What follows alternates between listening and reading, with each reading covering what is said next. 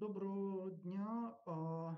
Мене звати Вишлінський Гліб, я виконавчий директор So Центру good afternoon, економічної ladies and gentlemen. My name is Gleb стратегії. Vyshlinsky. I am the Сьогодні Executive дуже Director of the Center for the багато Economic хто Strategy. And постійно долучається for до наших those who has заходів been joining our підготовки незвичний events формат. Це frequently, формат that is going to be звичайних slightly different презентацій, де um, буде format than we необхідність have. It's більшості just going to наших be more заходів of a classic мало спікерів. presentation, and we do not have a Тому, lot of власне, у speakers today. мене It's just going як to be модератора about сьогодні, myself, and I'm going to власне, be the main говорити moderator of буде our today's event, Дар'я but I'm going to Михайлишина з also нашого have Українського my центру colleague економічної joining стратегії. me, Dar'ya Mikhailnishim, the Можливо, також Senior ми будемо долучати Analytical наших Officer of колег the Center з for Європейської Economic компанії Strategy, and we're консалтингу, also які going робили to be опитування. joining our colleagues Але from our For загалом Sapiens, сьогодні a буде team that можливість can help us to детально conduct the report and research. проговорити But we will і have this opportunity today to have дізнатися всі технічні деталі in-depth про наше велике discussion on all дослідження of the останнього technical року. Це details of our big дослідження research during української the last біженців. year, and that was the Ми research почали about цей Ukrainian проект refugees. ще And we have рік тому, started this коли ми project a запустили year першу ago, хвилю опитування and українських when we біженців. have launched the Після first цього, wave of крім власне research among Ukrainian кількісного refugees, опитування, ми and проводили except for the глибинні інтерв'ю з quantitative вимушеними quantitative research, we've also conducted the переселенцями з depth саме interview з with України за кордону. our Після asylum цього seekers ми from Ukraine. власне And after that, зробили першу хвилю we have аналізу, conducted the і first презентували wave of навесні цього analysis, року. and we І have далі presented зробили it. ще одну хвилю опитування. І, власне, сьогодні презентуємо наш фінальний звіт, в якому ми будемо говорити, власне, про біженців, про їхню динаміку і про те, що змінилося, те, що, власне, нам дає змогу зробити наявність двох хвиль в нашому дослідженні і такий його трохи розтягнутий формат на рік. Це дослідження стало можливим завдяки підтримці Міжнародного фонду відродження, який, власне, профінансував таке велике дослідження з великою складовою опитування, що не часто буває. Як завжди, останнім часом у нас є синхронний переклад. Ті з вас, хто не володіють українською, володіють англійською, напевно, вже переключилися на англійський трек, де можуть слухати дослідження, де можуть слухати те, що ми будемо презентувати далі. Також, якщо в когось з вас не буде можливості дослухати все до кінця, то транслюється наша подія на Фейсбуці Центру економічної стратегії. Там вона збережеться на цьому Фейсбуці. Також вона буде викладена на YouTube. Відповідно, ви зможете дослухати, передивитися тоді, коли у вас на це буде час. Те, що стосується, власне, цього розширеного формату питань, так, от я бачу, що є якесь повідомлення щодо перекладу і каналів.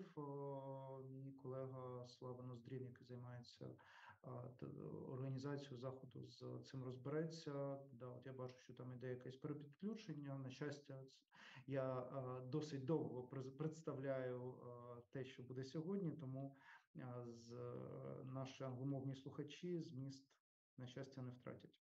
Отже, до процедури. У нас буде два So варіанти, speaking about the як ми вам procedure, we're going to have пропонуємо these two запитання options. What we're блоку, going to give що you the буде opportunity to ask the question. презентувати Даша. Перший варіант. Або, якщо ви What is хочете, going to be щоб presented by Daria, the наші first thing, читачі it's будуть either саме if you просто would, first звернені в of all, we're письмовому going to режимі, give you ви the можете opportunity to писати write your questions Q&A, in і ми writing, and you can do відповідаємо that in the журналістам Q&A, and we're перший going в to процесі keep a track of ефіру. it, Якщо and ви we're хочете going to answer поставити all of those питання questions in the голосом, то, Q&A. будь If you would ласка, like to напишіть voice ваше out your question, питання so в please let us know. як адресату, хостам і Let панелістам, us know тобто who you would like to людям, які address your матимуть question можливість to, написати, and you власне, can have питання, this ви opportunity to set out those відправити питання в questions. чат, не в Q&A, а саме в You can чат на send хостів the і questions панелістів. into the І chat for тоді, the hosts and panelists. якщо у нас буде час на ваше питання, то ми просто підключимо вас And до if you'll ряду have the панелістів і time for your поставите questions, we're питання going to там. add you to the panelists, and you're going to have the Медіапартнером цієї події opportunity буде to ask дійсно this Даша. question Дякую in нашим voice. колегам із The media сусідніх країн partner за те, is що Ukrainska Pravda. Thank you very much for our colleagues and neighbors for having all of their attention to this important topic. So that will be our main agenda for the further on presentation. For the next 25 minutes, Dasha is going to be presenting this research. And after that, we're going to have 45, 50 minutes for the questions. But if there's going to be that, but if we already have 192 participants, and I hope we'll have enough questions coming, so we will answer till the last question, as they say. So Dasha, please, the floor is yours. So everything that is the best that we have is up to you. We're also, once again, and we're going to be then sent by our website, that for the participants of this event, we're going to have the full report on the big research. And how many pages do we have it in the last version of it? 121. 121. And so basically, there's a lot of things to be read there. There's a press release for the journalists, and you can copy that news that you would like to write, and you can save yourself a little bit of time for additional work if you will not have the time to write it yourself. So Dashan, the floor is yours. Thank you very much, Lip, and I'm going to be sharing my presentation right now. Так, секунду. Ага, все є. Так, я сподіваюся, ви зараз можете бачити. So I hope that you can see the presentation right now. And as Filip has already said, that we're going to be presenting you today with the most interesting parts of our research. But if you would like to learn more, the full version of our research has way more information. So if it's going to be important for you to know a little bit more about every specific slide, I would like to ask you and invite you to read the full version of our research at our website. But then again, the topic of our research, as Filip has already said, refugees from Ukraine, who they are, where they are, and what are their intentions and how we can return them. So let's start with the first issue. How many are Ukrainian refugees abroad? So as of our research and calculations, as of June 2023, there is around 5.6, 6.7 millions of Ukrainian citizens, and it's around 500,000 people more than as of the data by the end of 2022. And here you can see the graph, how the dynamic has changed of how many Ukrainians have left for abroad. And you can see in these tables, this is the amount of people who've left have never gone back. And you see in some of the months as you can see that there are more Ukrainian people coming back than leaving. But still, you can see that as of autumn last year, and during the winter time last year, and in May and June 2023, there were more Ukrainians that left than came back. During the winter season, it is due to the rocket and missile shelling and due to the blackouts. So that actually was the reason why lots of people have left. And there has also been some additional big destructions and the destruction of the Kakhovka Dam in June that actually been the reason for a lot of Ukrainians to move from Ukraine. So if you can see that there is like 2.3 million of people are in Russia and Belarus, and all of the other are in other countries. And you can see that among the other countries with the most of Ukrainians is Germany, which is actually quite a big news for us, because from the very beginning of the full-scale invasion, Poland was leading country in that. But since Germany has become the leader and is connected, according to us, due to the idea that people who went to Poland, they might have chosen Poland because Poland is the closer country, and maybe because they have planned to come back as soon as possible. So they've chosen the closest country as possible. So people who have already chosen Poland, they have already got back. And also because Germany provides more support, more assistance, and has more beneficial policy for Ukrainians. So people who have left to other countries before, they might have moved to Germany afterwards. What is also important to understand, who are those people who are currently abroad? First of all, we're going to start that with the demographical structure of that and how it has changed starting from November of last year. An important factor here, as there has been a lot of refugees who are children, based on different data, that would be for up to 51% of all of the refugees. And you can see that in the right corner of the slide, how it has the disseminations of our refugees in the European Union.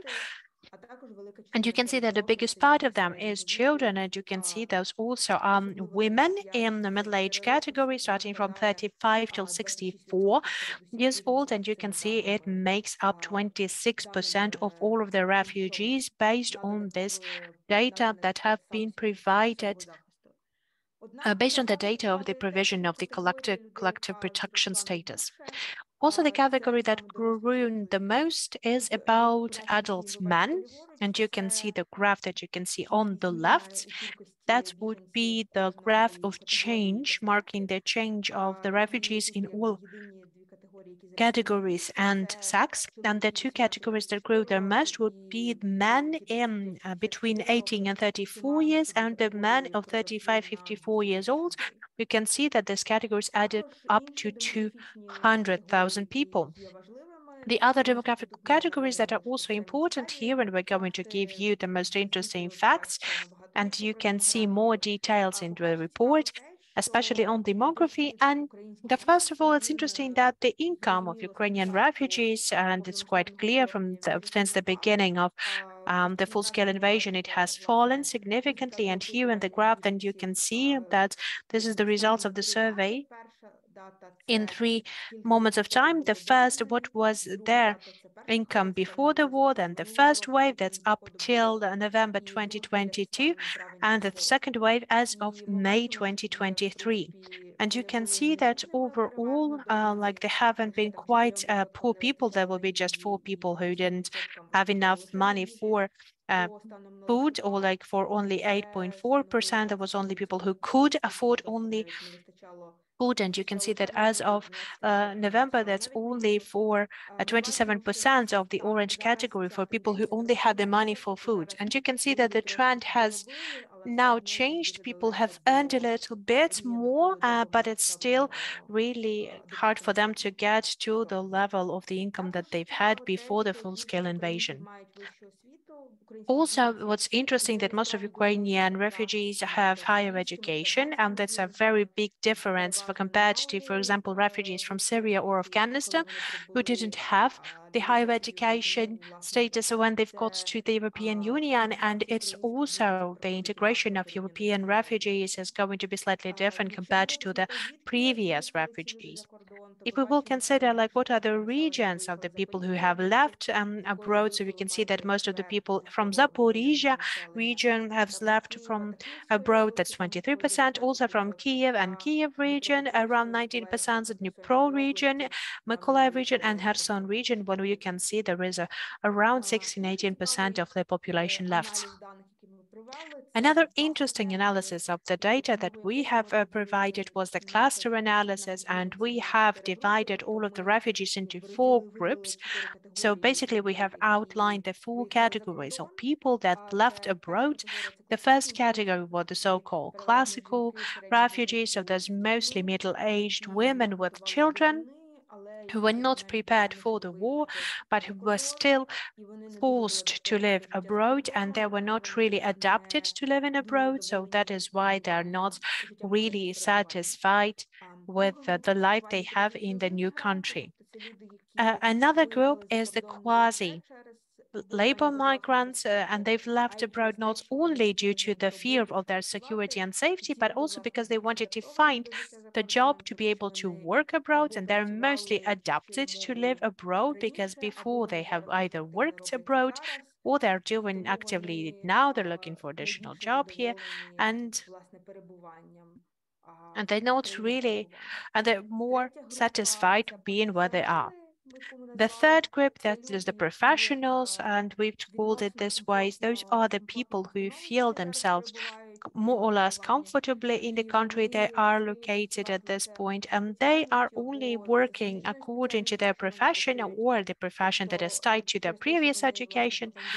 And because they feel more comfortable with that and they can choose more, they can search for a job that they would like to perform or wouldn't like to perform, but still, those, even despite that, the people would like to come back even a little bit more than the previous groups.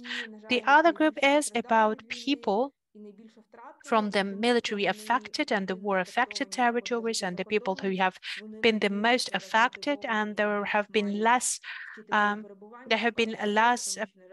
adapted to living and working abroad, and they have to be more patient in learning the new language. And basically, they're more motivated to stay abroad, and because they need some social assistance, most of them are located in Germany. And also, these people, they are less sure about coming back to Ukraine because mostly they have lost a lot of things in Ukraine. They have lost their housing, they have lost their work, so they have no place to get back to. Speaking about the support and what people get in different countries, that's also a very interesting moment because that is different from one country of the European Union to other. That's a very interesting dynamic because we have seen that a lot of countries from the very beginning, they have provided some social assistance, but now the social assistance have been decreased except for Germany. And if you will take a look at this graph, then you will be able to see that there's two countries with the biggest amount of the refugees to other countries as well. And there's a huge difference of what you can buy with the same assistance in Poland and in Germany. For people mostly in Germany, you can see people do not have the opportunity to cover their basics need, and only 9% in Germany, they lack that in Germany, when 17% even can feel themselves comfortable and living in Germany. But in the same time, in Poland and Germany, most of the people still have some social assistance. That's 74% in Germany, 56% in Poland. Also, very interesting moments. A very interesting novelty based that some of the countries have already provided certain additional assistance for returning to Ukraine. That's Ireland and Switzerland that have created this kind of payments. That's early for us to say whether it also stimulates people to get back to Ukraine or not, but that's also an interesting trend. Another moment and another aspect, if people receive social assistance, they need to work also when they leave the social assistance plan. So it's very interesting to see how Ukrainians are adapting to the European Union work markets, whether they adapt or no. As I've already said, that the Ukrainian refugees have higher educational level than other refugees, so that's slightly easier for them to adapt towards the labor market compared to the previous waves of refugees. So that is why we see that in most of the countries, 1/3 of the refugees have already started working, and the most of that is in Poland. 42% of people work in Poland full time. The lowest figure is still in Germany. You can see that there is a big percentage of the people who are doing different things. For example, studying. For example, people, they can attend the integration course or language course, and they will be paid for that with the social assistance. And that is before they start looking for a job. And also there are some people, for example, who have children and who do not work because they providing the daycare for children. Also, what is interesting compared with the previous wave, it's that as the amount of people have increased that has been expected, and only 30%, 29%, they're not planning to conduct any steps to improve their qualifications and to build their capacities. There's a high percentage of people who work in according to their professional level, and compared to the other waves of refugees, that's a very, very good figure, because in order to work according to your profession, especially for the highly qualified professions, you need to speak the language, approve your certifications and qualifications, and we see that Ukrainians are doing that. And another aspect of adapting towards the life abroad is what we have considered as well. We see that most of Ukrainians are satisfied with being abroad, but still they like living in Ukraine more. than living abroad. And you can see that in the graph. You can see how it changes from country to country. For example, in Italy, people like it less, for example, compared to Ukraine, and people are liking living in Czech Republic more than like in Ukraine. But there is one exception from all this picture, that even though they like living in Ukraine, the more than living in other countries, still 40% of Ukrainian refugees, they want their children to study abroad, even if they do not like there as much as they do like in Ukraine. So that is a very important notion for us, because that means that these children then may stay to study abroad and live abroad, and they might not come back to Ukraine. Also, in this dynamics, we can see how the approach from the locals to Ukrainians have changed, and we see that it's mostly positive. But there's still 90% of Ukrainians say that the locals are treating them worse than that was starting from the November 2022, and especially it's been felt in Czech Republic and in Poland. That might be caused due to the competition in the labor market, but also that might be caused by the stereotypes that have been widely spread in the media, that have been widespread by the media, for example, by Russian propaganda as well. So there are different factors on that. And getting back to the main question, whether the Ukrainians are ready to get back to Ukraine, that will depend. It will depend on which Ukrainians you're going to ask about that, and we're going to see that there is the overall understanding that 41% of Ukrainians that plan to come back for sure, and 22 they mostly plan about that. In November 22, there was like 70% that said yes. So right now you can see that there is a decrease of this share, and even among those people who would like to come back, the people are postponing their coming back, their return. You can see that almost 25%, 24% have postponed their return. And as I've already said that before about children, that children, they are less possible to come back. And when we're asking their parents that as well, and 38% among the children who would like to come back, and 70% they're quite sure that they will come back. That's even lower than the percentage among the adults, but the lowest figures would be among the children of 14, 17 years old, and that is the biggest threat that we can see when this category will not going to come back, the one that's not going to back.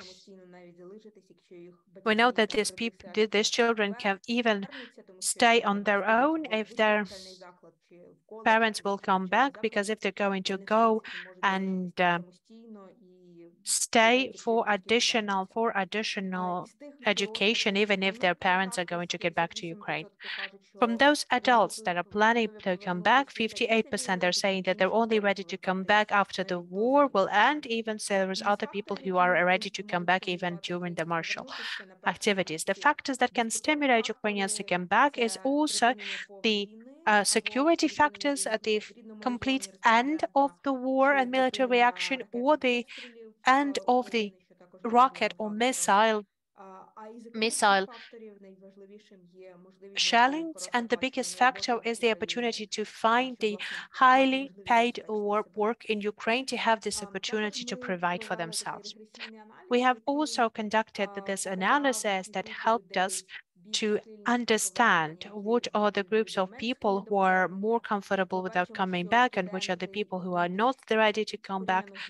And we see that, for example, that we have already seen that the people who are working and students are not eager to come back, and you can see that it's connected to the general trend.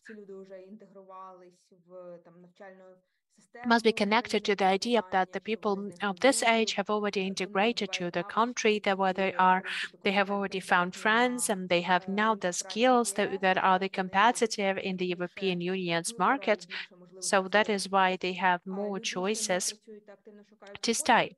For people that doesn't work and they are looking for work actively, they do not want, they're not that eager to come back as well, compared to the people that are not looking for a job or not ready to come back, because they're already ready to integrate, to learn the language, they're ready for the other steps for the integration. That's also logically very interesting that people from central Ukraine want to come back more than people from other regions. That's also an interesting moment, and we cannot explain it in some way why people from the central regions of Ukraine are eager, ready to come back.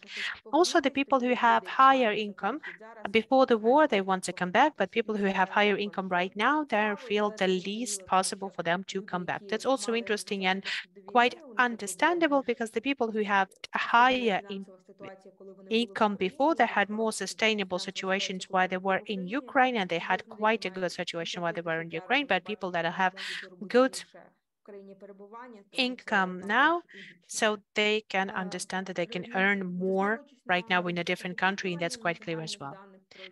The overall data on the number of the refugees, we have understood that how many Ukrainians are going to get back, how many Ukrainians are going to come back, and we have a quite big change here because we have lots of uncertainty about how long the war will last and how many Ukrainians are going to get back. And we believe that we're going to have around 2.1 to 3 million that are going to come back, and 1.3 up to 3.3 are going to stay abroad. It is going to be a big loss of Ukrainian economy because according to our calculations, the Ukrainian economy might lose 2.7 to 6.9 of GDP due to the losses in people capacities, and it's also the big losses to our demography because you can see the pre-war demographical structures, and you can see in dots the amount of people that we have lost out of this demography pyramid, and you can see that we've lost children and people that we've lost. So you can see the men and women of reproductive age, and that means that would also mean that we will have additional pressure for the demographical fund and the lack of the labor as well. So what can we do about that? How can we stimulate Ukrainians to get back home before the war or even while the war is ongoing? So we have provided a certain recommendations of what we can do. First of all, we need to collaborate with the European Union countries, so we will return Ukrainians as well. So we will have to talk to European Union that we also going to have that one of the moments is the more Ukrainians coming back, the better is going to be the economic situation in Ukraine, and the less they will need to financially add to Ukrainian economy. Another point would be that for the Ukrainians that have lost their residence, their houses, so there will be the recovery that is needed to be completed. And why this recovery is being made, we need to provide people this opportunity to search for their job or for residence in other regions of Ukraine. For example, we can develop the mechanisms of the state public-private partnerships when the businesses, for example, providing the work for people and jobs opportunities, and the state helps with housing.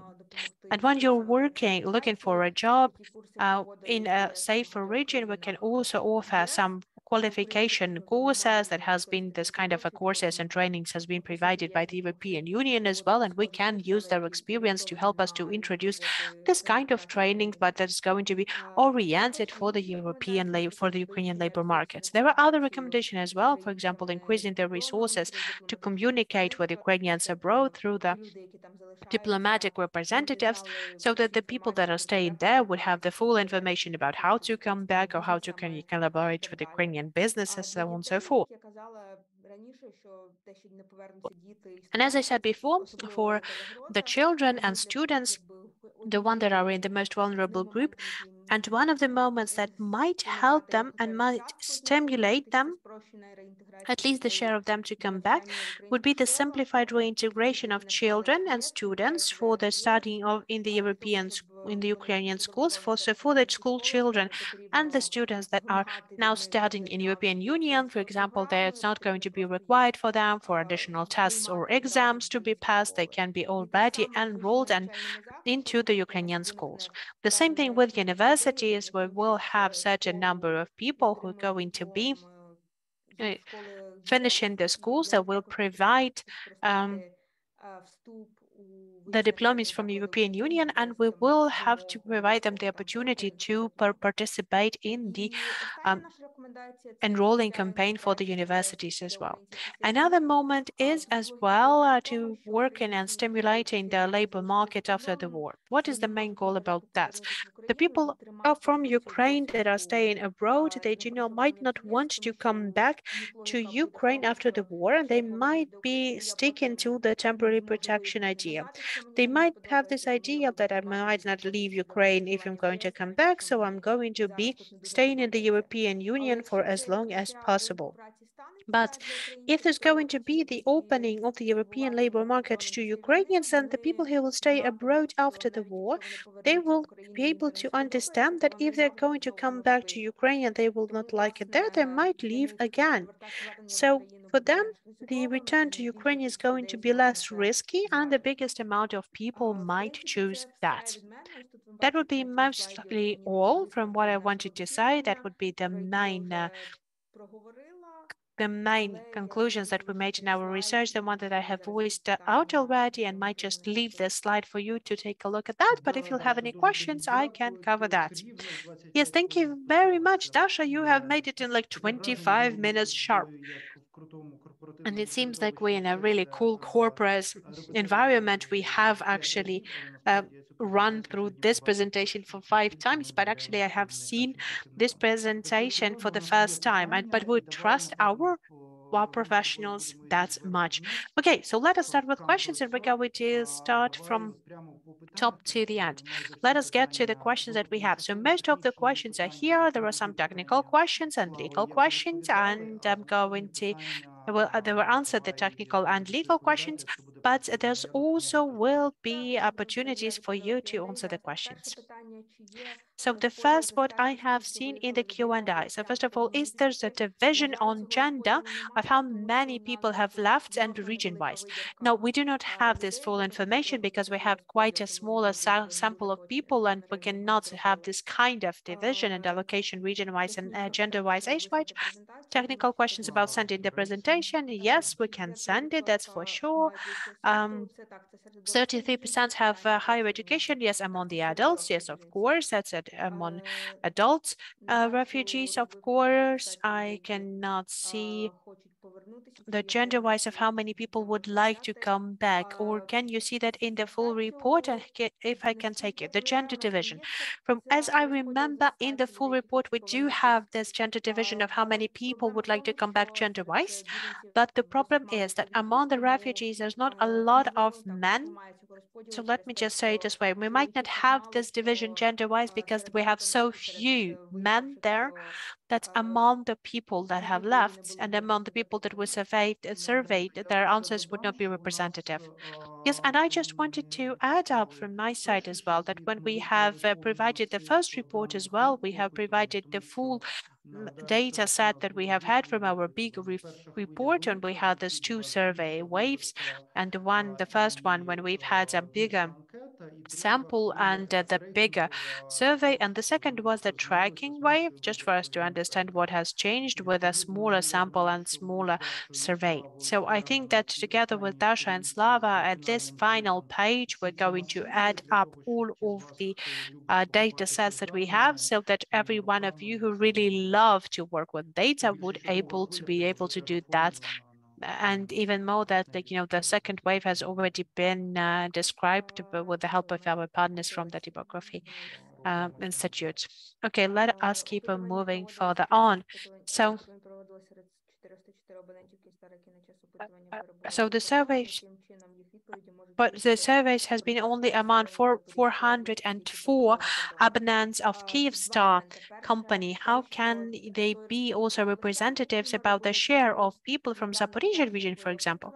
Okay, based on this regional division, we have only worked with this first wave of our survey when we made this division, because well, most of the people have been surveyed there, and we will be able to allocate them according to the region of their regions.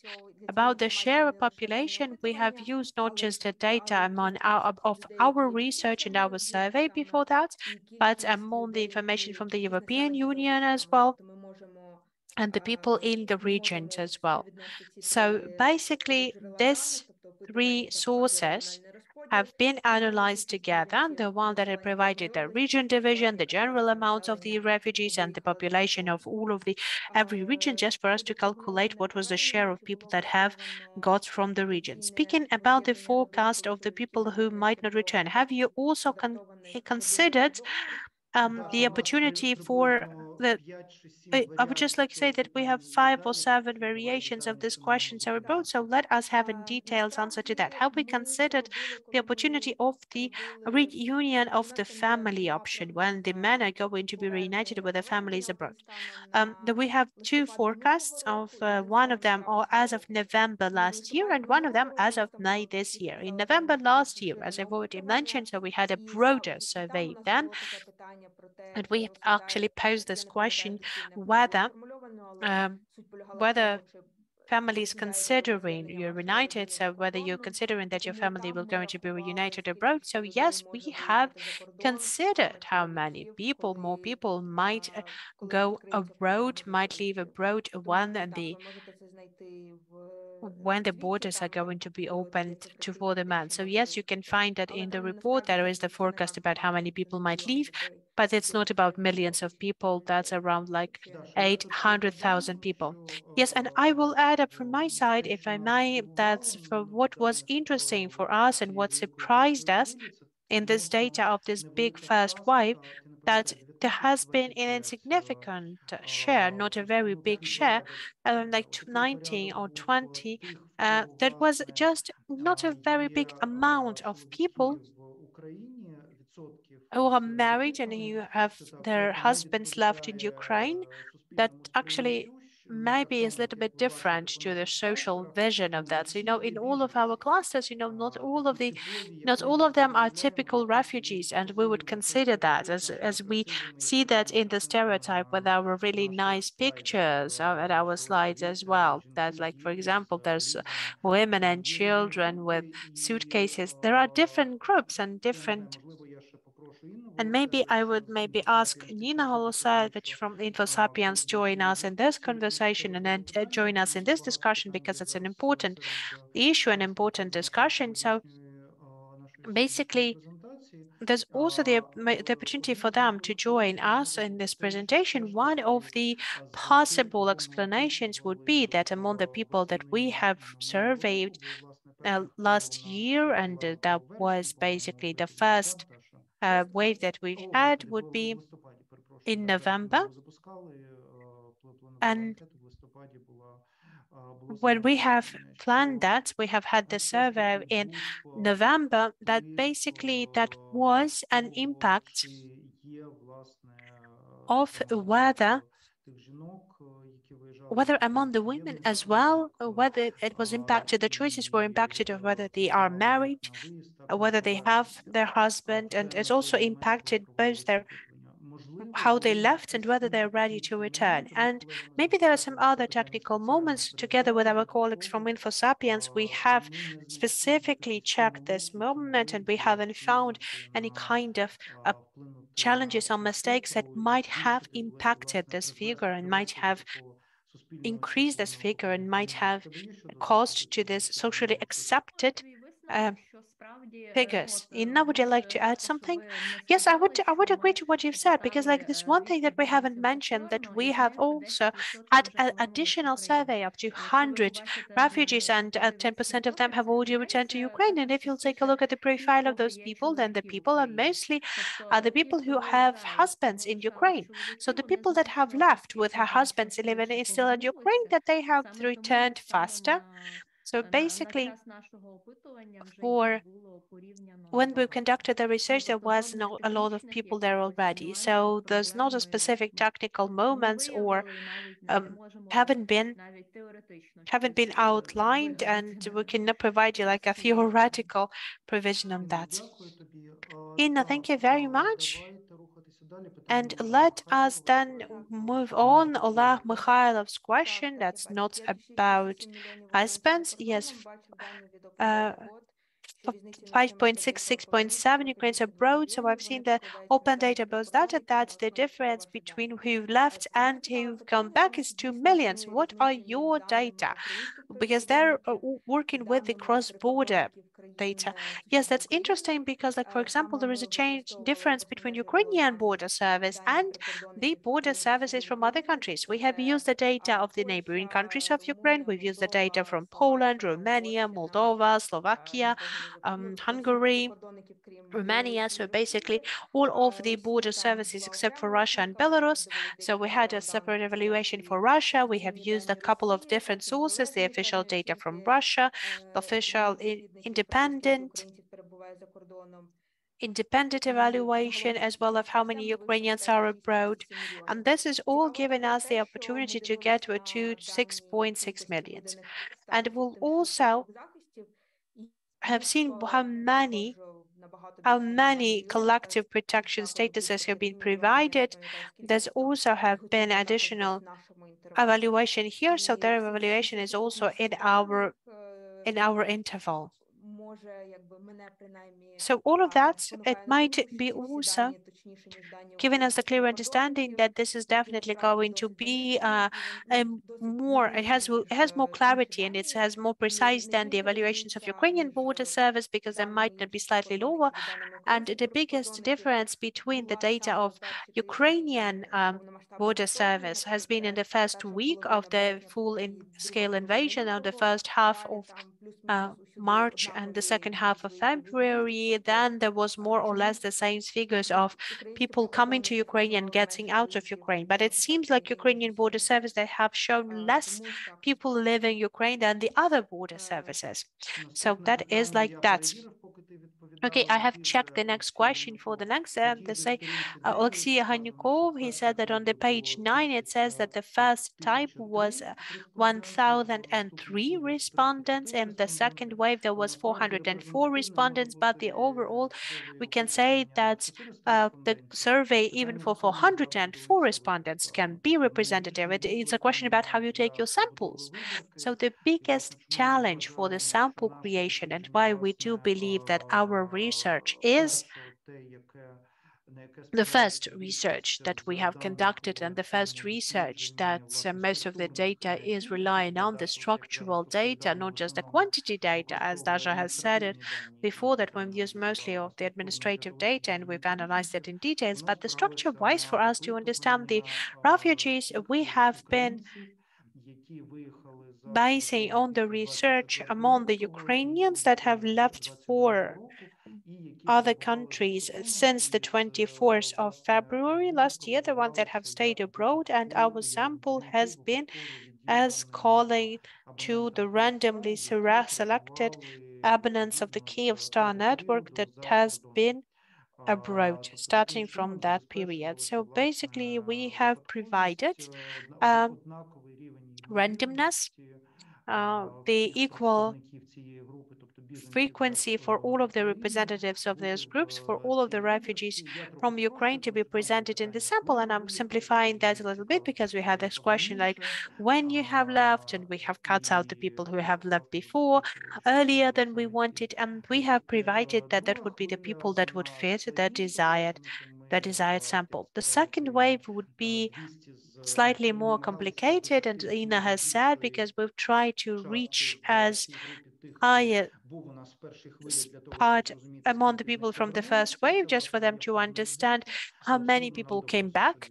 And it is also included in the report, but we've needed additional 200 people to be surveyed as well, because we were not able, we've needed to once again survey the people that we've had, because we wanted to make it like a mini panel research. And Dasha, I'm sorry for taking this question from you.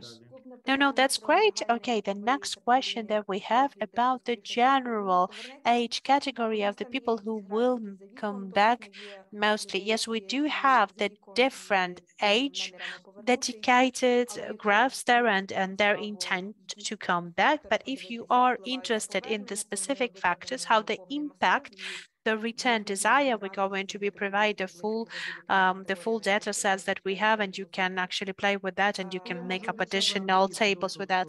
Yes, Andrei, for those of the answer to the question. So yes, I would like to also add from that and basically that what I have felt from this is basically that most of that mostly be healthy people of seniors, healthy people who of seniors that will are the people who would like to come back to Ukraine, but in the same time, they do not require some kind of medical assistance. For example, there are people without disabilities or something that might something that will make their life a little bit more comfortable in Germany than even to compare to peaceful Ukraine. But so I would call this group the most willing to come back. What we also see among the people and among the children and teenagers, what we have already seen, as Dasha has outlined before, that what we see that the oldest age group of children and like families with this kind of children, they are less willing to return. And then the next category would be where the youngest children that can easily adapt. But the children, so, you know, the children of the school age from primary school to secondary school, they really want to come back to Ukraine because this is the age for active socializing and it's harder for them to be adapted to new circumstances and to the new environment because they do have friends in Ukraine and they would really be willing to come back to Ukraine. And we can see that with the results of the research of the second wave, when Dasha has added these questions about how children would like to come back. And also, what has already been said by Dasha, and I'm going to reiterate that, and we're quite grateful to our colleague Jana Ohrimenko, who actually offered us to conduct this analysis. It's just that what we have seen, what is very logical, but it's also important for the state policy. What we have to understand that people who have not a very good life in Ukraine, economy-wise, they are more willing to stay abroad. Like, why would I try to survive with a low salary or the low pension provision in Ukraine if I can have the higher social benefits in, or even a better payment in Germany? Or if, for example, vice versa, if you're a person who had a professional job or business in Ukraine, so you had some other reasons why you have been more competitive in Ukraine than in the country where you got by chance. So why would you turn all your life away? And why would you, for example, clean in the hotels if there's something that you can do more professionally in your country? And of course, we're talking about the people who can make this decision, you know, who can come and get back. And, you know, the hardest stories is about the people whose houses have been destructed, whose works have been lost, whose housing have been lost, or their home place is still under occupation. So there is a choice without a choice. So there is a question about that turning from refugees to internally displaced person, and it's a harder question, the one that Dasha outlined in recommendations as well, something that can be solved by the private-public partnerships. Okay, the next question would be, the presentation is good, but Ukrainians is not a product, and the offer number one is doesn't really work, doesn't sound really nice. The corruption is question number one that the state has to resolve in order to stimulate the Ukrainians coming back. You know, one of the factors that we have had that might impact the return of the Ukrainian people, that also has been outlined corruption, like with the life level, the level of welfare. So we had corruption. That was one of the factors, but it wasn't one of the most important factors that might motivate people to come back. And you're like, yes, corruption is bad. And I agree, absolutely agree with that. But I do believe most important reason that holds Ukrainian back from coming back to Ukraine. I would believe that war is the hardest issue here, and you know the economical reasons would be number two. Yes, if I may, I also would like to outline it that here, even in this segmentation that Dasha has presented, the two hardest groups to take, the ones that you have to work with, speaking about the security risks that Ukrainian government cannot take, there will be this refugees than professionals. So those are not quasi-Ukrainian migrants, and we have to get them back to a better economy situations. And those are not refugees that have everything, lost everything, and we can return them by providing the and those are the most classical and this is the people who really require additional peace regulations before that. So those are the people that will require guarantees. Okay, the question in English. So about adapting programs for Ukrainians in different countries and the returns of Ukrainians will very much depends on those adaptation and integration programs. Do we have any information about that? We have a general information about the different payouts that Ukrainians might receive in different countries. And in our research, we've also had a lot of questions, especially in the first wave of refugees. What kind of payments do you receive? What kind of payments you received before? So we do have this information in the report. Have you measured the factors that pay the biggest importance for people to return to Ukraine? Because we have heard about that, whether the level of Ukrainian service and the DIA service, the medical makeup services, beauty services are on a higher level, whether the digitalization can help us to get more people coming back home. We haven't specifically researched the digitalization issue, but we've asked the people about the factors, what will help them to come back to Ukraine. Unfortunately, we haven't used digitalization there as one of the factors, but as I've already said, the main factors that have been voiced out there would be the security, safety, and economic sector factors. About the economies and service provision, we have seen that in in-depth interviews, a lot of people have mentioned that, and we've asked a lot of people about whether you like the state provide services, and people have said that people like state services more in Ukraine, that's for sure, but economical measures and security are the ones that are important as well. The question from Inna Hlasavich, did your forecast change in last year? Is it more optimistic or pessimistic? How the division of the segments has changed? We haven't conducted that difference. We haven't reworked the change in segments. So based on our forecast, as of the forecast, we have already seen that most of the people have already left. And that is why, mechanic-wise, we have more people here that are currently abroad. And we have seen that in our survey that not too many people want to come back. So it's more pessimistic in this case. So, and if I may, so yes, there are two moments. We had this problem that has been 52% were sure that they want to come back. On the other hand, among this 200,000 people, so there's 200 people, how many people come back? Just 10%. So accordingly, you know, if we will add all of this up, then it will mean that we have more or less the sign that the intentions might be there, but the amount of people is a little bit there, and maybe even their intentions have got like with the duration of the war, the situation is going to get worse. It's not going to be dramatically worse. But if we're going to be checking this out, that this specific project is going to end right now, but we're going to be continuing working with this topic as it goes. And I hope that what we're going to be doing next is that we're going to analyze what do we have as results for the return of the people from the summer vacations and the vacation season overall, because right now the data that we had, they're quite hard to be analyzed because the people throughout summer, they have been moving all over Europe. Some people have gone back to Ukraine to get back to the countries of their current residence. There's also have been a lot of Ukrainian women who have thought that, you know, 2 years without the sea, that's not good enough. And some people have got to have some rest and have got to relatives that they have abroad. So that's це something that we have вона seen добре показова щодо overall in this movement. I think that the situation with Ukrainian Укрзалізниця tickets that was quite representative. So that's the same about the bus tickets as well.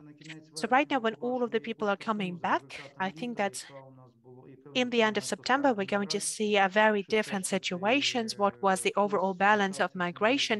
So like maybe some people have used this summer to get back to Ukraine, or maybe we might see some additional opportunities and people decided that they should go abroad. So we do believe that we had at least a very sustainable situation, and in the best of chances, then we might see that people are going to starting to come back. Dasha, Lip, thank you very much for your answer on, but speaking on the segments that we have, and I would like to offer you, because like we've had this very small percentage, but it would be very interesting to know like what kind of people have came back. So if it's going to be professionals according to the forecast, or maybe there will be the people from other segments, I think that would be very interesting to analyze that as well if you haven't done it before. Yes, we didn't do that because there was, so there was just like around 10% of people who got back. There was like 20 people. Yes, but you can compare the overall profiles of these people. Like what was the division before the second wave and what is now? Yes, well, we can try to do that. Yes. Another question is about the sample. So how did we work with our sample? So yeah, our sample in the first wave was around 1,000 people, and then we had 400 respondents in the second. We have quoted the specific countries where people are, and we have seen where are the most of the refugees, and we've tried to survey most people from those countries.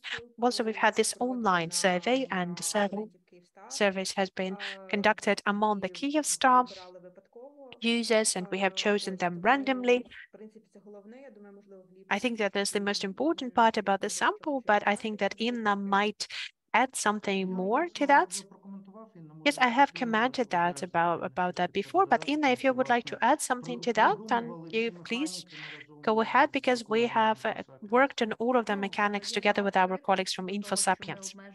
We have been criticized that we've only used with Kyivstar users, and I have a good news. Right now, Vodafone was going to be providing the same service as well.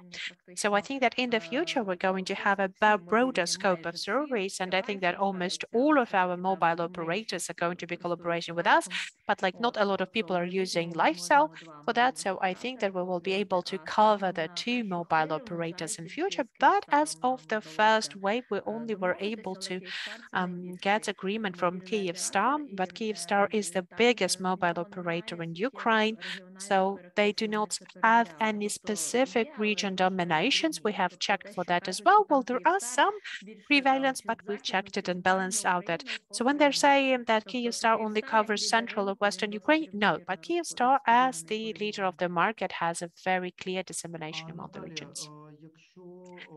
Natalia, if you will have some additional questions about the sample, because we're all here and we still have some time, you can just let us know in the chat and we will also be able to answer to that, and maybe you can clarify your question in voice.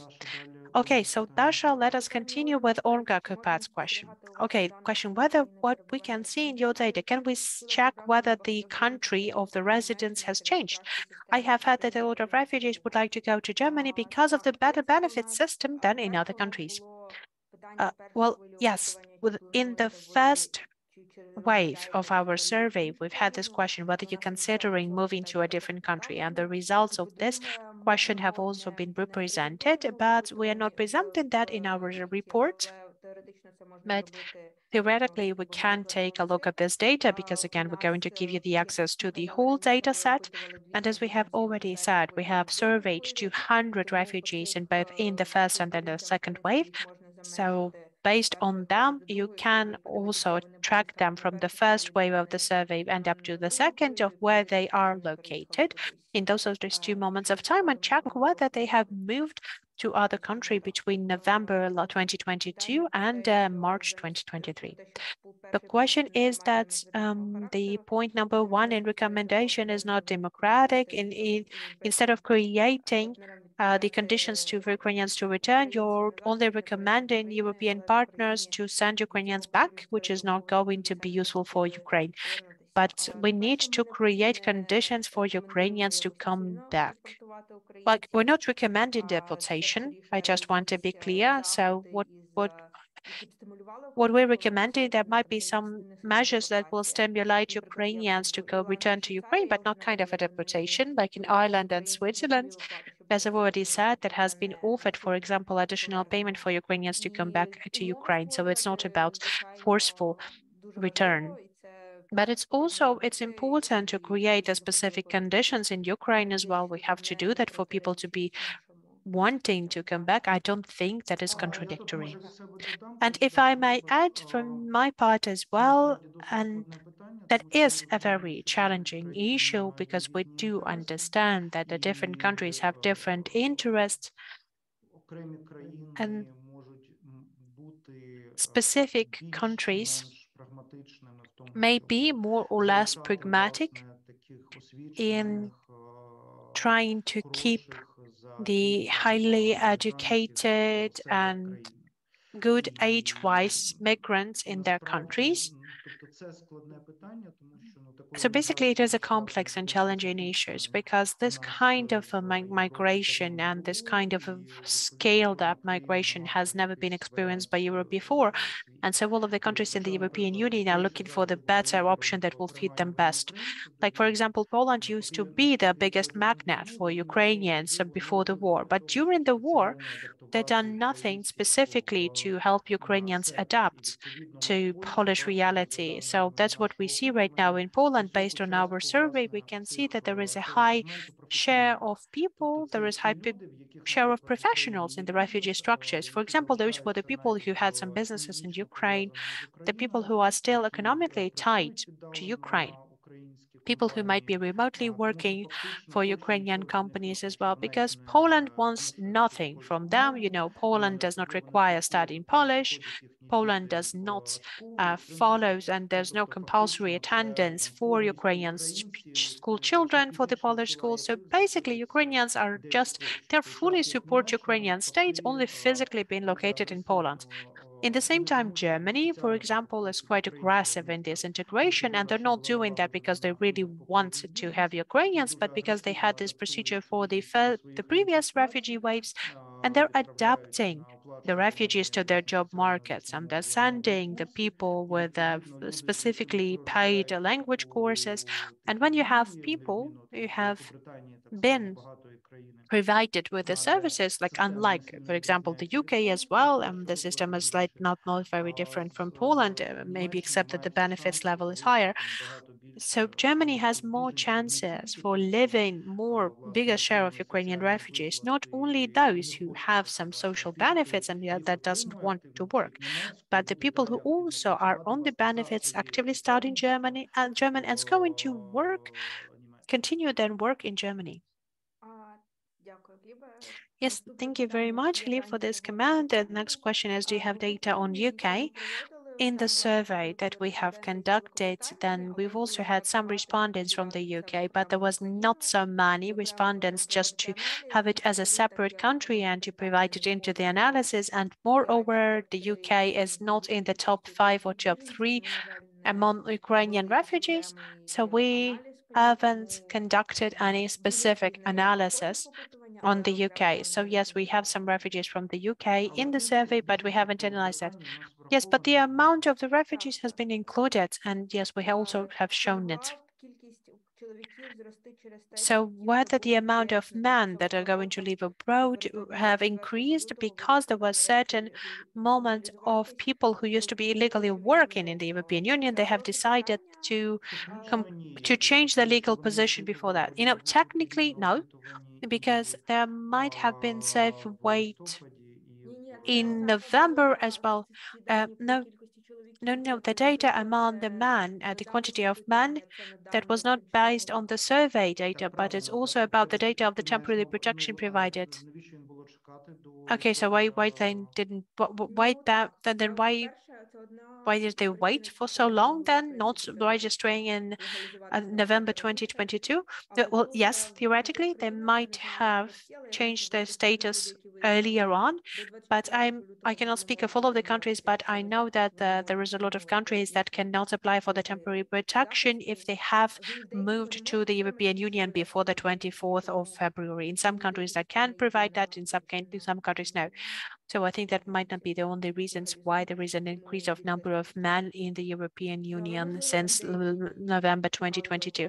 But there might be some people who waited to legalize their status only half a year after the full-scale invasion has started, possibly.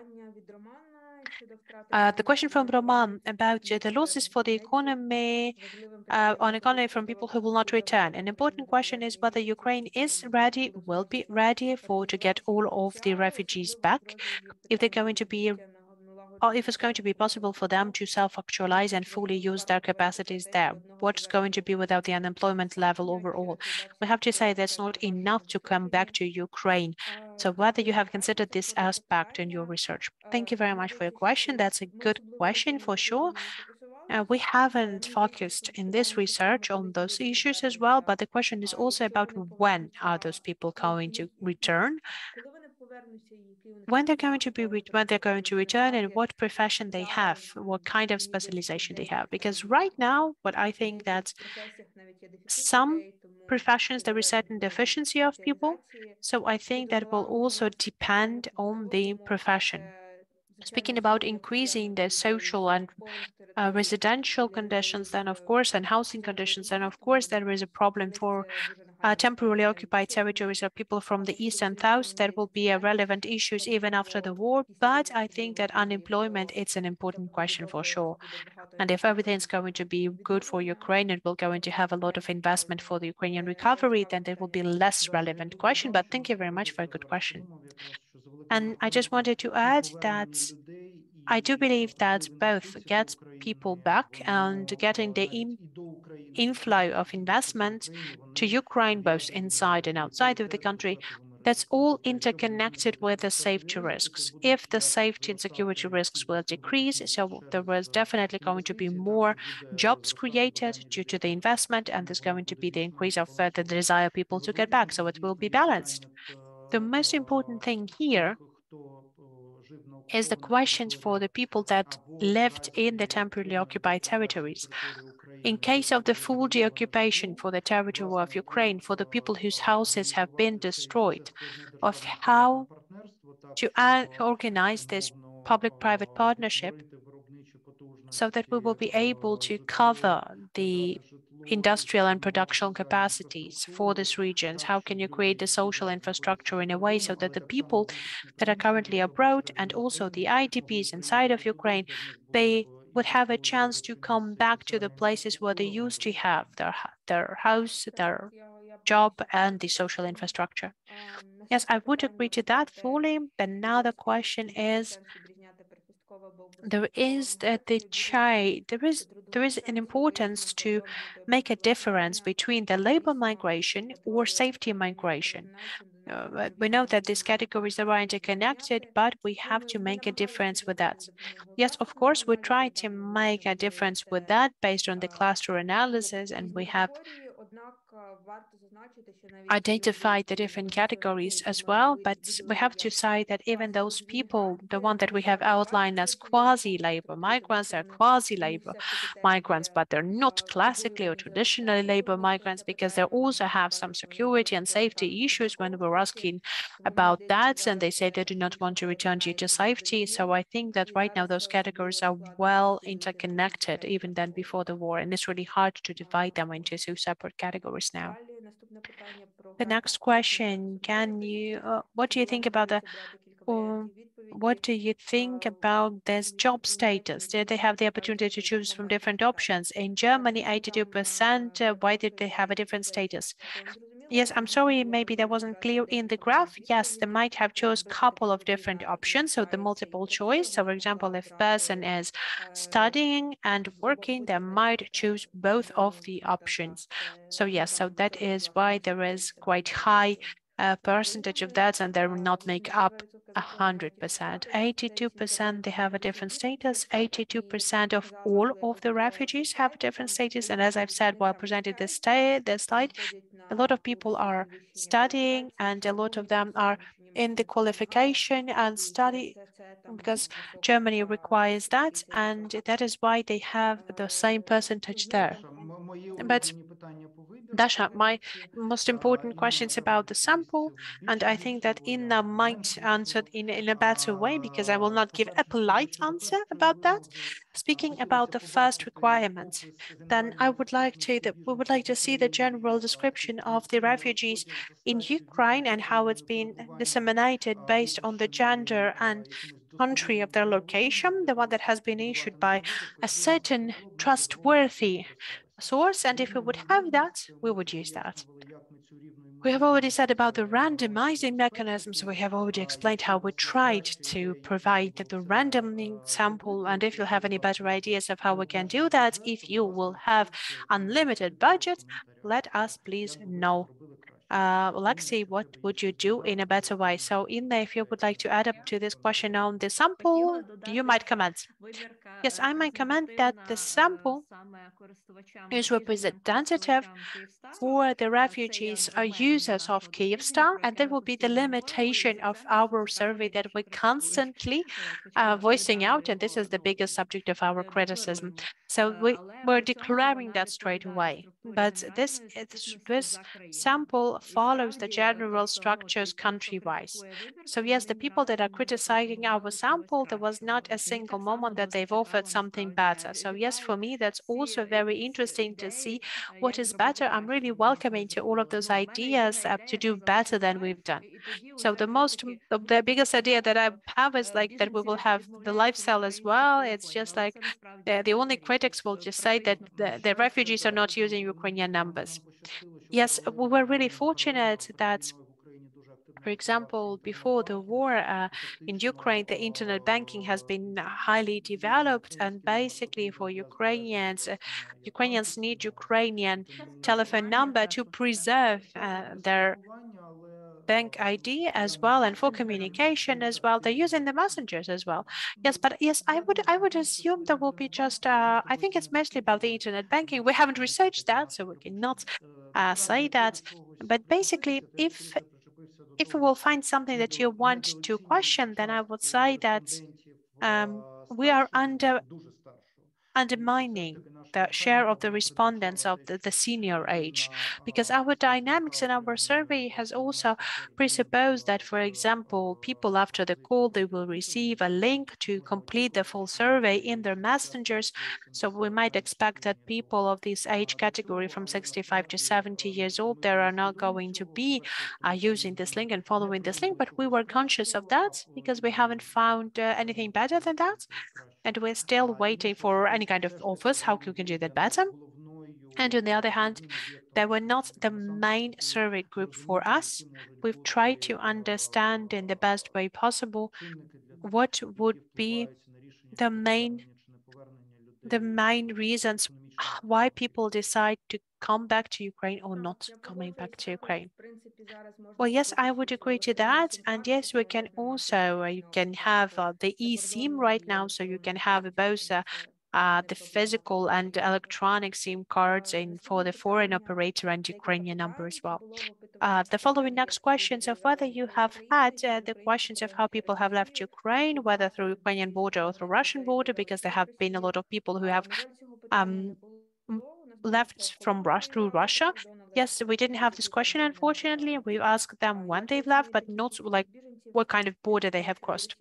How do you evaluate people that have left from Russia? So maybe that will be the differences between the Ukrainian border services and the UNHCR. We've tried to evaluate that as well and cover that. We've tried to search for the information of how many people have left through Russia or through the bordering countries. We have looked for this information in the media, and we've tried to overall calculate. We've just tried to calculate that with like the biggest part of people that Russia has claimed are as refugees from Ukraine, and what is the amount of people, how we evaluate that. So we tried to use different methodologies to calculate that as well, and that would be the main reason why we have this differences in evaluating the refugees, because we have no idea how many people left Ukraine through Russia. But I do not think that this is the reason why our border services have different data than UN has, because basically the difference in this data is higher than the amount of the refugees that we presume left Ukraine through Russia. And as I've already said, that the amount of people who living on a monthly basis is more or less just the same, except for the people that left during the first weeks of intervention. So I think that might be the reason. And also, do you have information about how many refugees are from the Crimea, from the so-called DPR and LPR? I think that people from Crimea might not have the Ukrainian telephone numbers, or people that used to live under the temporarily occupied territories since 2014, 2015. I'm not sure that they might have preserved their telephone numbers as well. So I don't think that they got into our sample.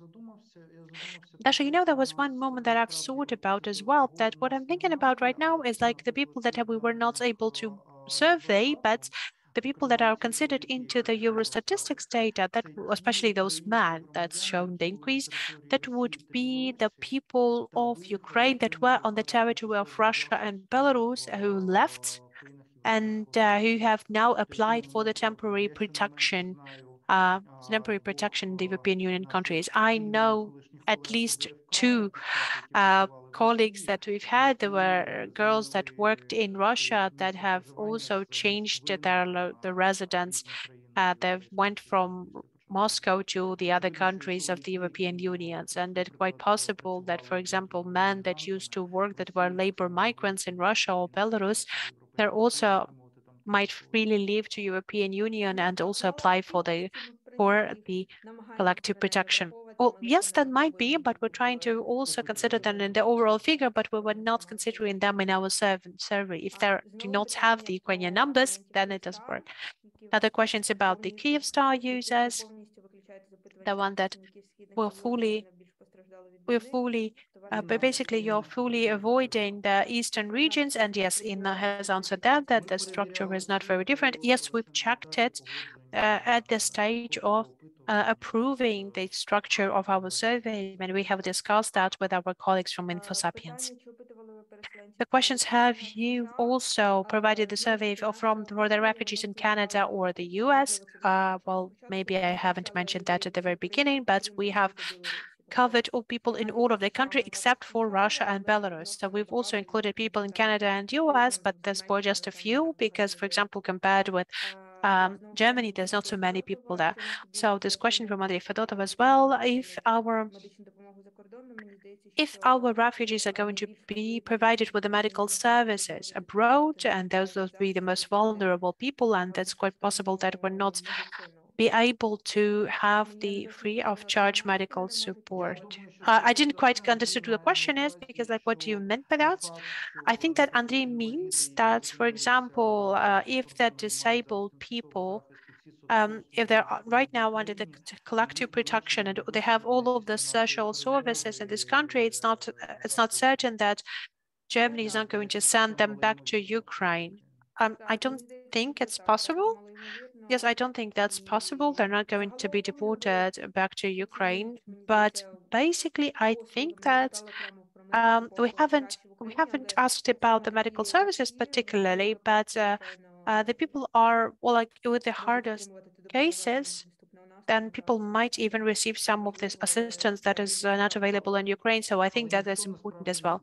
Yes, but like, no one knows for sure. No one knows for sure. If I have been a German politician, I wouldn't get to this risk to have an article in Bild about a Ukrainian person with disability that is being forcefully deported to Ukraine, but I'm not that professional in the internal policies of Germany.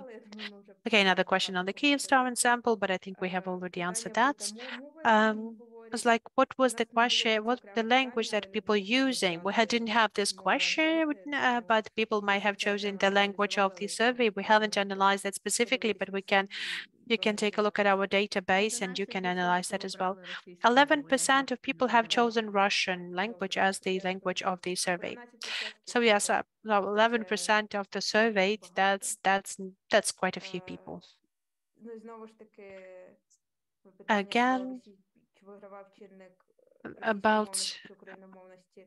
whether there has Тобто been Ви в some, регресії включали whether це there's питання? ні, Russian language or багато Ukrainian language обговорювали that різні people using has стратифікація, also been російськомовність, a україномовність motive for різне. people to get back. So whether it has Мені здається, impacted дуже to whether they're рідке, ready to return to Ukraine. No, I українською think that мовою це не now, значить, I що think люди that's if знаходять the person chooses регулярності the language for the survey, до it банкета might not mean that this person як used the same українцям, language in their everyday life. не хочуть Because like Але maybe знову ж if таки person chooses повторюю, у Ukrainian, нас but again, I would змінюється like to позиція repeat в нас. myself. So, we have this change in the mass in the data set. Просто як Yes. So we економічний can show it to you спеціаліст, in the data set, можливо, це for us, as for the економічна Center for the Economical користь Strategy, so the most important for us is to see how it will be different in the economy wise. So, but all of the other people, you can use our data set and you can play with that as you want, and you can see if you will see this dependency there and correlation there, then you can just inform us about that. I would like to agree to what Dasha has said, that in Ukraine, around 15% of people right now are choosing a Russian language for the survey language, even though they're being addressed in Ukrainian. And but I think there's more people who currently use Russian than 15%. Before the war, we had like 50-50% balance. So there has been a very significant shift towards Ukrainian language since the full-scale invasion, but not in all of the sectors and not all the time. Yes, there has been a political discussion. We're not going to be using that. The next question would be for Olena Trigup. That would be the question, like, in which countries have the most Ukrainian professionals except from Poland? I think that it's about the cluster analysis, but I cannot say that for sure. Yes, when I will remind you that we've had quite a lot of people in the smaller countries, quite a high percentage of professionals, like in the Netherlands, Belgium. So what we felt and what we thought about, that there would be people who had a better network of contacts abroad, and the people who haven't left, for example, by the evacuation train, and then they were organized to go to a certain countries because they've never been abroad or never spoken a foreign language. There was a quite high share of people among our surveyed people have never been abroad before.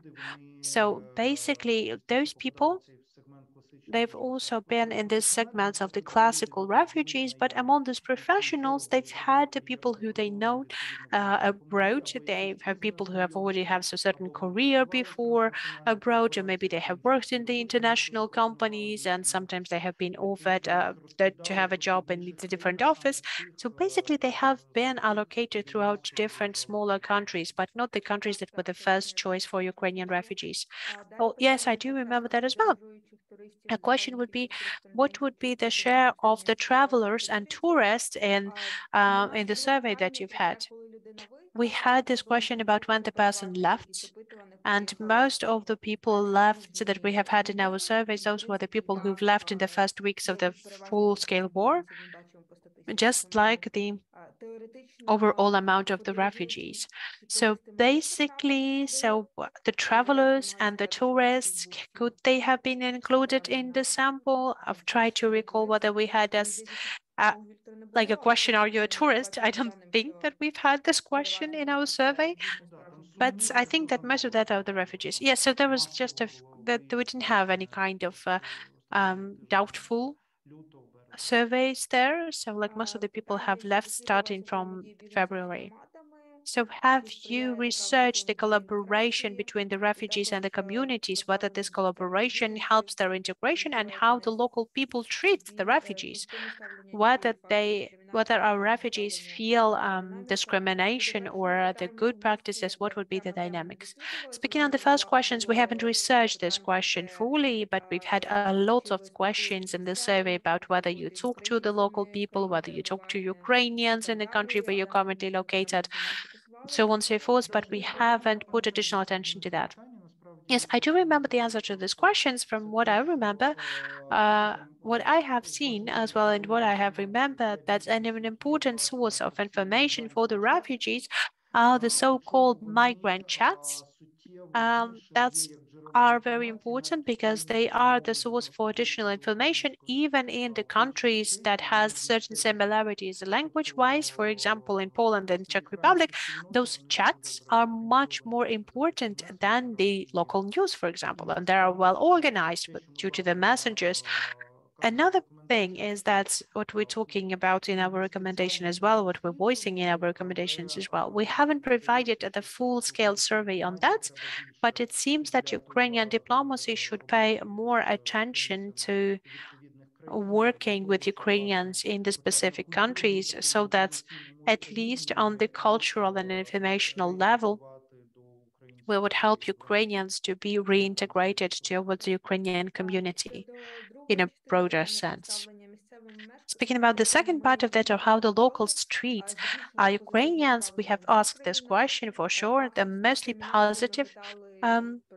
We have also asked of whether what kind of problems and discrimination facts that you have faced, and discrimination was one of the options, but there was just singular cases. There's not a lot of those cases, but the dynamics overall, and you can see that even though most of the people say that the treatment hasn't changed, but some people, they say that there's been worsening of the treatments than before. So you could see that in one of the slides that there has been slightly different treatment of Ukrainians compared to others. So we have seen that as well. So whether we have asked the level of the services in the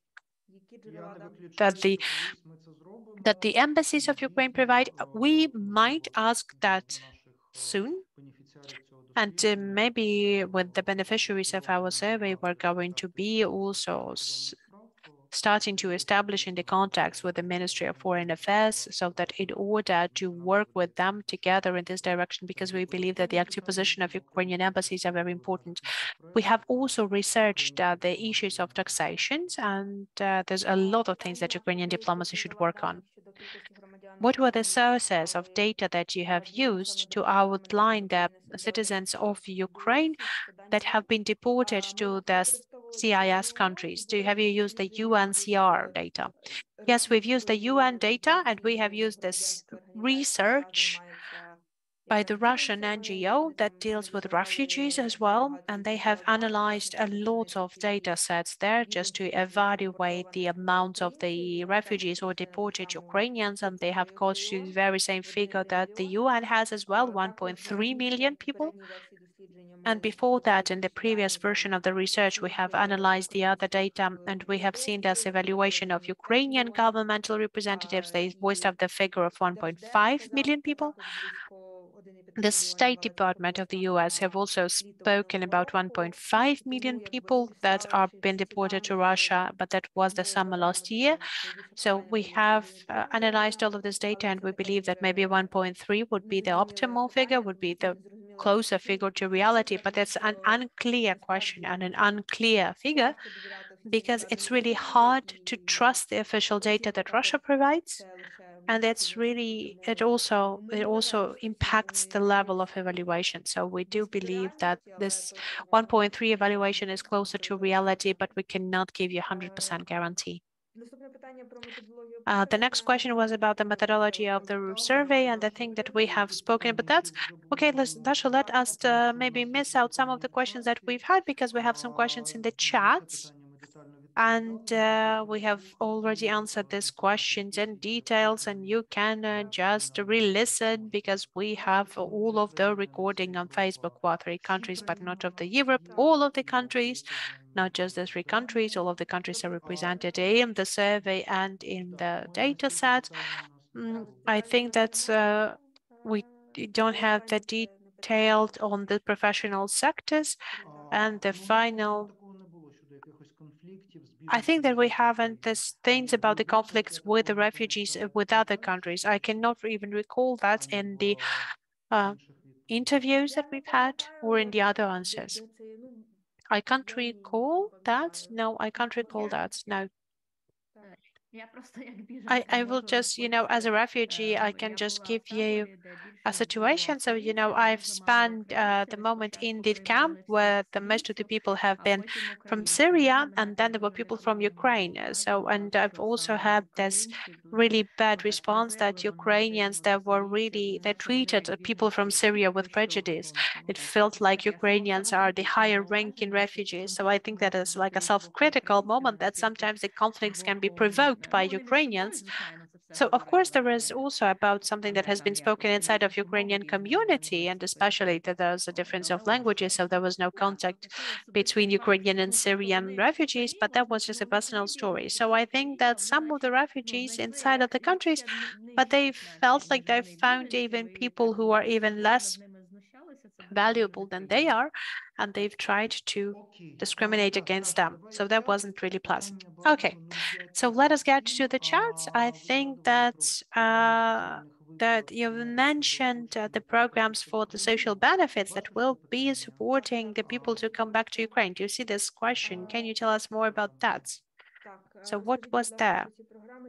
Can you tell us about this support programs, whether the Ukrainian government has been initiating that? No, it was not the initiative for the Ukrainian government. So that was in two countries, in Ireland and Switzerland, when they do have assistance to return to Ukraine.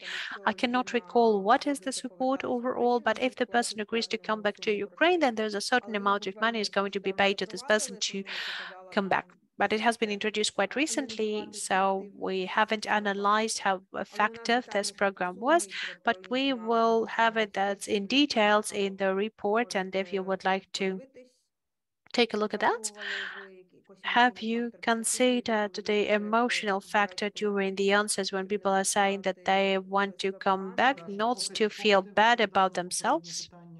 So Dasha, while you were answering the previous questions, I've thought about that, but you can think about your answer for this question. It's just like why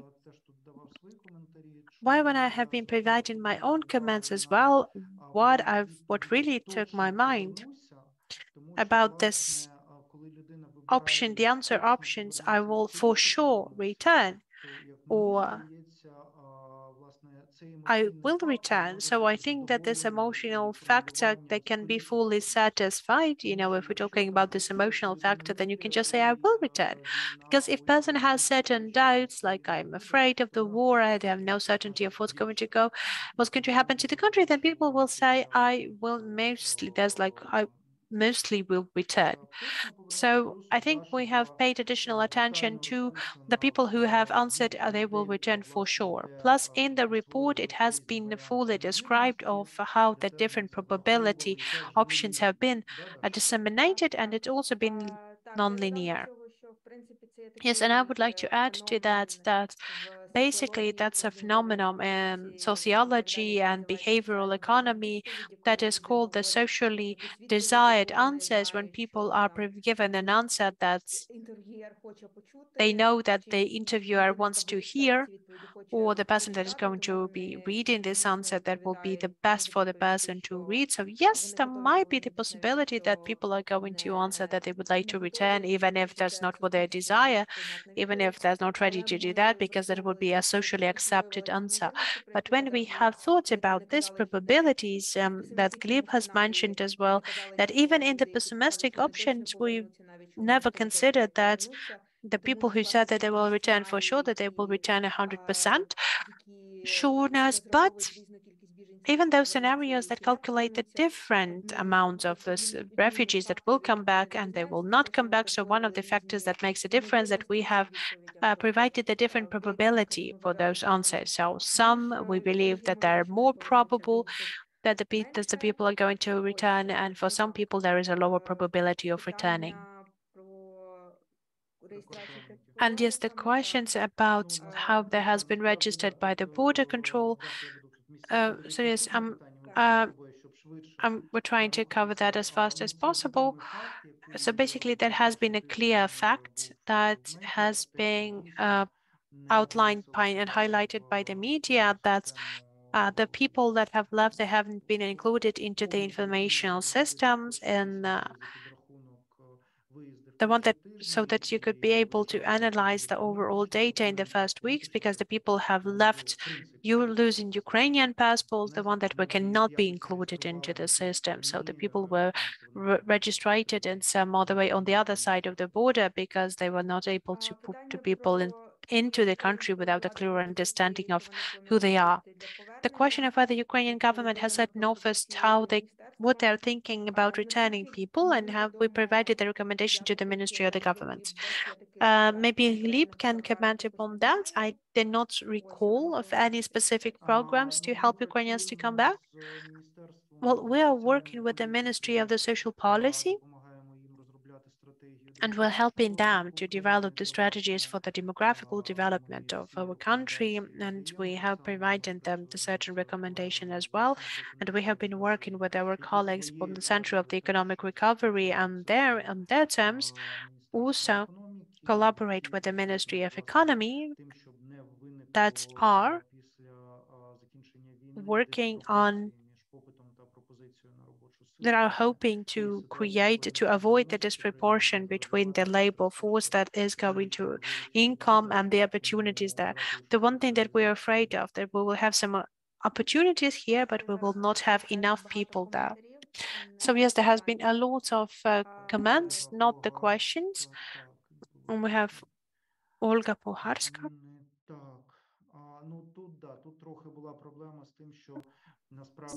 We have this problem on that we were a little bit more optimistic about how many people we would be able to survey in the second wave of respondents. Theoretically, we were able to cover 2,000 people in the first wave, and in the second wave, we might cover not 400, but 800 people, and at least we would have 400 people from the first wave, but our budgets were limited. Maybe if we knew that before that this group is atypical, that maybe we would ask for a little bit more money from our donors, but that's, we're not ideal in this work. And I found a very good question about what amount of Ukrainians are right now in Ukraine without the temporarily occupied territories. Have we evaluated that? Before the war, according to the data, was 37 millions of Ukrainians. So right now, there is less than 6 million. So that would be around 30 or 31 millions of people. And we would expect that there will be like an unofficial evaluation that will be provided in a couple of weeks because there is some of the researchers that have been working on that and we contacted them as well. And they're going to be using the data from the mobile operators because sorry, there's nothing that we have except for the mobile operators, just to survey the refugees and to evaluate the amount of people in Ukraine. I cannot even imagine what would happen if we didn't have the mobile connection working. Yes, so I think that I've taken a look at all of the questions. So there's mostly about the comments, not about the questions. So I see no other questions actually. So yes, Alexei Hanyuk really wanted to advise us to read the page 9 when it's been said about the thousands of the people who were surveyed in the first wave, and I have already seen that in our approach. So let us not know nothing at all, even though that we І ми то ладно, ми то економісти, а от колеги з Інфосапіенс, в них репутація, яка важлива саме для проведення опитувань, і вони б не взялись би для нас проводити це опитування, якби ми їм запропонували проводити щось абсолютно дурне і таке, за що їх потім будуть бити ногами колеги. Да, Інна?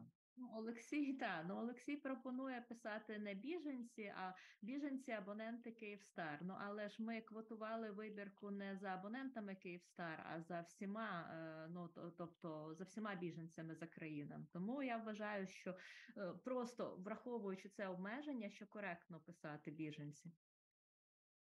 І я, Інна, з тобою згоден. Я дуже дякую всім, хто сьогодні був. У нас сьогодні дуже багато було людей на презентації. максимальні моменти було 250 людей. Навіть зараз залишилося вже після того, як ми суттєво перевищили тривалість понад 100, а більшість питань прослухало більш ніж 150 людей. Це говорить про те, що тема є надзвичайно важливою. Ми будемо далі з нею працювати. Ще раз дякуємо Фонду відродження за допомогу в фінансуванні цього дослідження, власне, за таким вільним дизайном, як ми його придумали разом з колегами з InfoSapiens, яким теж дуже дякуємо і вітаємо заодно з 5-річчям компанії, яке, власне, компанія святкує якраз цього тижня. Дуже дякую всім за участь. Дашо, ще раз дякую тобі за те, що ти це дослідження рік вела, і будемо далі придумувати щось цікаве. Читайте повний звіт, критикуйте, пишіть нам, пропонуйте якісь цікаві методологічні ідеї, ми завжди будемо цьому раді. А можна останній коментар ще? Да, звісно, Інна, я вже так красиво закінчився. Ну, я не могла ніяк вклинитись.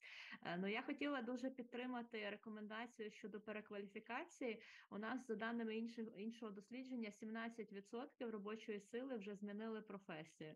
Тому людям треба, ну, оскільки економічні реалії України змінюються, людям треба допомагати перенавчатися, змінювати професію, щоб боротися проти безробіття і також створювати нові робочі місця для наших біженців. Дякую. Дякую, Інно. Дякую тобі за цей коментар. Будемо далі з цією темою працювати. Всім дуже дякую. Спокійного, тихого вечора і ночі. І зустрінемося на наших наступних подіях. Всього найкращого.